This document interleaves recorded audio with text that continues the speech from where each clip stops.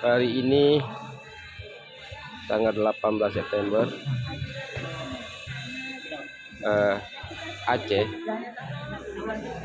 sudah di launching untuk meresmikan salah satu pabrik porang yang berada di tempat Irin Bayun, yaitu Aceh Timur, Kota Langsa.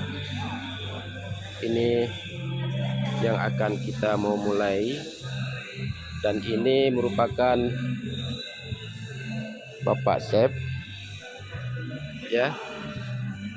Kemudian ini peralatan pabrik yang akan beroperasi di Kota Langsa nanti.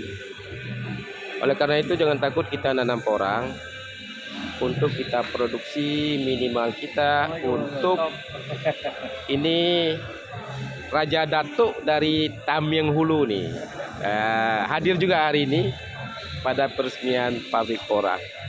Oke.